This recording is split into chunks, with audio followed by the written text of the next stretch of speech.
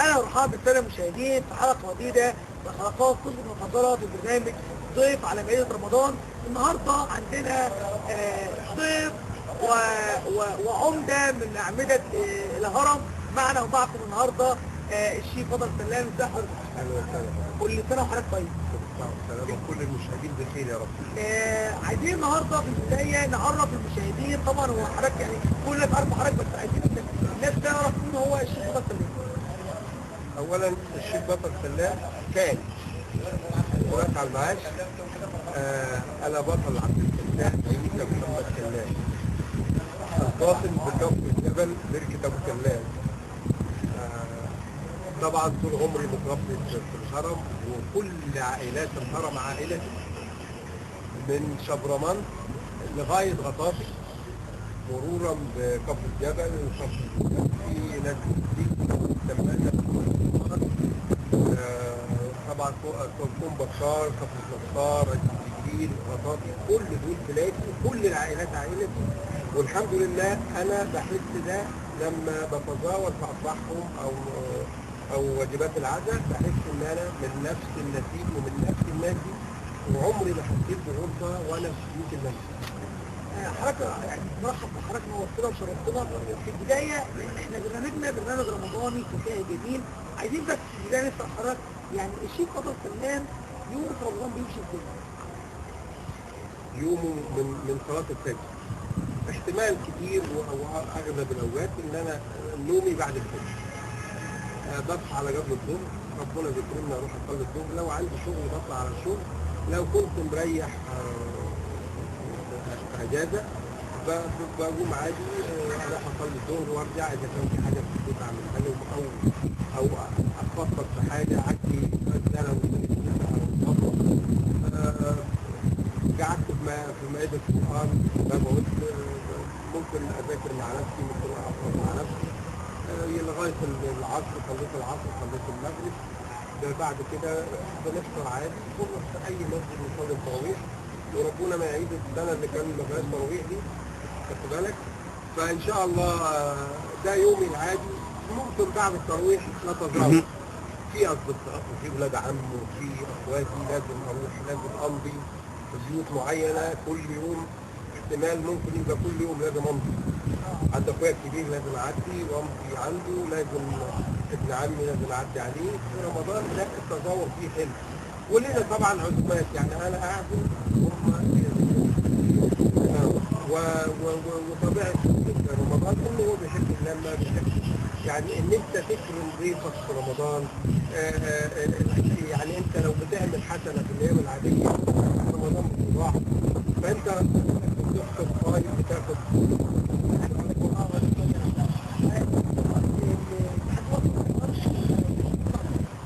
طبعا موجود استاذ عمرو.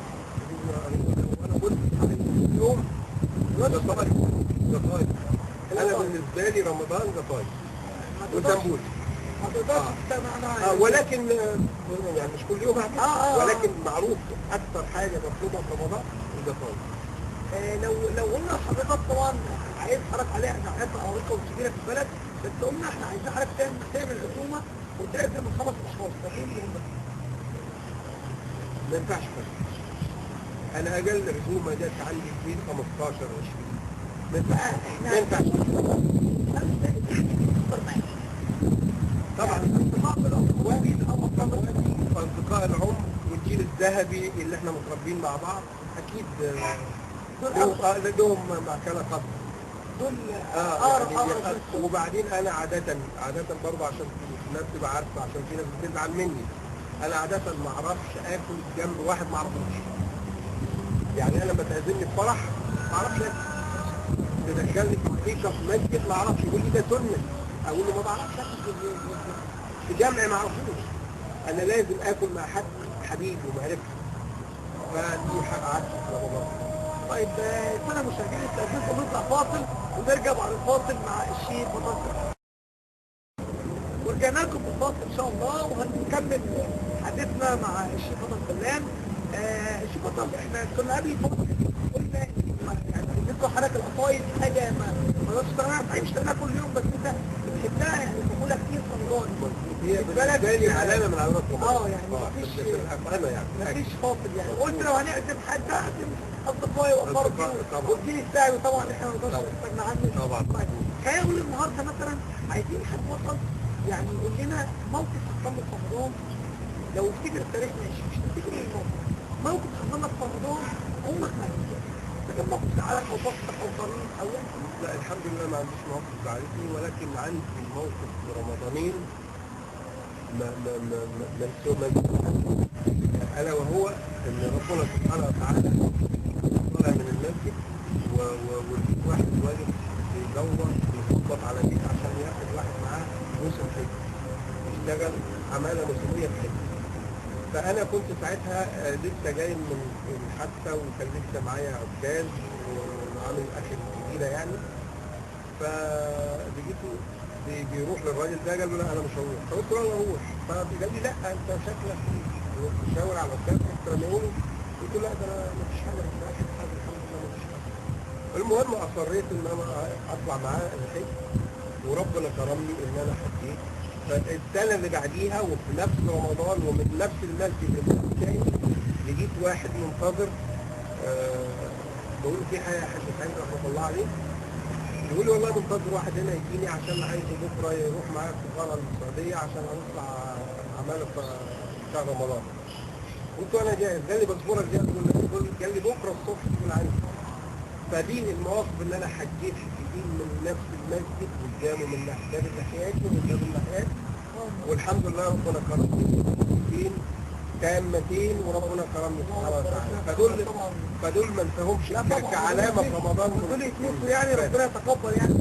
ولكن احداث كثيره في رمضان طول عمره في خير. مثلا لا انساه موقف الجيش مثلا كان الاكل شحيح. يجي رمضان الدنيا بتتغير يعني وانت عسكري مثلا ليك وجبات معينه وكذا كذا. يجي عليك ساعه رمضان تلاقي انت نفسك حاسس انك عايز فندق 5 نجوم وجبات كل حاجه بتكتر يعني. فخير كتير في اي مكان، خير كتير في الشارع، خير كتير. الناس العاديه اللي توقف عربيه عشان وانت ما فطرتش مثلا تبص تلاقي حد من العربيه بيديك يقول لك اتفضل افطر. دي حاجات جميله في رمضان. واحنا داخلين على ايام مفترضه بدنا بنتابع الاحداث اللي بتحصل وغلو الاسعار وطبعا احنا مش عارفين نتحكم. عايزين حضرتك تقول لنا يعني ايه سبب غلو الاسعار دوت ونقدر نحجمه ازاي احنا كاشخاص عاديين. مالناش دعوه بالدوله وسياسه الدوله. هنقول مثلا ان الدوله تحجم تراقب تعمل خلاص دي سياسه الدوله. احنا بقى كاشخاص عاديين نحارب الفكره دي ازاي؟ طبعا صعبة لأن لازم الدولة فيها يد. ما ينفعش يقول الدولة ما ينفعش يد. الدولة ممكن تتدخل ولو تتدخل في أصناف معينة بيحتاجها كل الناس. يعني أنت ممكن تفرض ضرائب على شركات اللي بتبيع الحاجات اللي هي تكاملية. يعني واحد بتاع بيبسي شيبسي كاراتيه مش عارف ايه شوكولاتة افرض عليهم ضرائب يعلوا السعر حتى لو وصلت علبة السجاير 100 جنيه 150 جنيه مش هيحتاجها الشعب. ممكن يبطلها لكن مش هيبطل الرز، يبطل العيش، يبطل مكرونه، يبطل صلصه، يبطل خضار، مش هيبطل حاجه. ادعم شيء وبنفس التعويض اللي تاخده من هنا حطه هنا. لكن ان انا اقول جشع تجار. طب وانا جشع تجار هو انا بجال في منطقه الراجل جاب لي البتاعه غليت 20 جنيه الجاروسه او اي شيء ما لازم احط الماط. والتاني جابه من المصنع غالي. طب والمصنع جاب الخامه غاليه عشان فهي منظومه متكامله حلقات سلسله بحلقات مترابطه. لازم يكون في تدخل قوي ده السياده يفك الطلاسم دي يودينا لمنطقه حلوه للغلبان. طيب الحاج بطل عايزين في البدايه حضرتك تقول لنا هل حضرتك ضمن اي احداث كتير؟ ومش هقول ما شرفنيش ما حصلش نصيب ناس كلموني كتير وانا مش كتير. يعني حتى لو ظهر عندنا حزب سياسي يكتب الناس لوجه الله تنضم ليه ولا انت واخد الفكره كامله؟ مفيش حد بيخدم ما عادش. حتى لو ضغط لو نحلم ان يظهر لنا في يوم من الايام حزب يخدم الفقير. والله اكون اول جندي لو هيخدم الفقير مخلص، انا اول جندي عنه. اول جندي. طيب خلينا نقول حاجه بطل شهر رمضان ايام السلطه، دلوقتي يقول لك الانسان حد يعني ممكن تقول اسمه او ممكن بلاش لو انت مش عايز، انا اسف حقك على او انا سامحتك ان انت غلطت فيا ورمضان كده. لو حد بعيد، لو حد زعلان منك او حد انت زعلان منه، انا حتى الحمد لله رب العالمين انا مش زعلان من حد خالص، ولان ربنا اعطاني حته يعني سبحان الله مش مثالي لدرجه كبيره، ولكن انا فعلا مشكلتي ان انا لو حد زعلني ما بستناهاش يعني حسيت ان انا كرامتي الذات لازم اخد حاجه دلوقتي، فما بيتش حاجه ان انا اعتذر له او اخليه يستناني لما اعتذر له. فالحمد لله انا بيني وبين كل البشر سماحه. وارد ان ما يعجبنيش اعمالك، وارد، ولكن شخصك لا. ممكن انا اختلف معاك في اقوالك وافعالك ولكن كشخص لا، مفيش اختلاف على كده. صفة الحاج بطل السلام يا ترى سادس ولا بطل؟ وصف فيها اشخاص يعني حاجة. هو رحمة الله عليه ابن اخويا الشهيد، شهيد الشباب عمر صبري عبد الفتاح عيسى سلام رحمة الله عليه. كان حاجة في بيتنا حاجة حلوة، صحيح من الشباب الصغير، لكن أنا عرفته بعد ما نام. صحيح ابن أخويا بس أنا عرفته بعد ما نام. بعد ما سيرته الطيبة ظهر من أصدقائه ومن حبايب ومن اللي كان واحدة ست بيروح لها يخدمها في البيت يودي لها حاجة، واحدة ست من السكان مسكينة ملهاش راعي ياخد لها يجيب لها طلباتها، حاجات كتير ظهرت بعد ما مات. ندمت ان انا ما كنتش صديقي عمر وصاحبه قريب منه، هو كان ابن اخوه. وانت لما يبقى في فرق 35 سنه بينك وبين ابن اخوك مش هتبقى صديق. بتبقى علاقه اب بابنه ولكن مش صديق. فكان الموضوع ده اللي حزني ان فقدناه.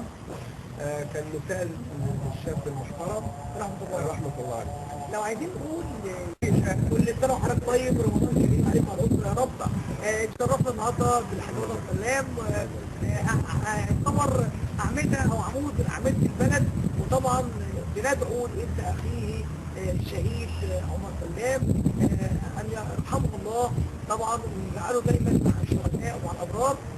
حلقه جديده ان شاء الله وبرنامجكم ضيف عن رمضان، تقدير ابراهيم بصري، اخراج واعداد حسن سعيد. الى اللقاء في حلقه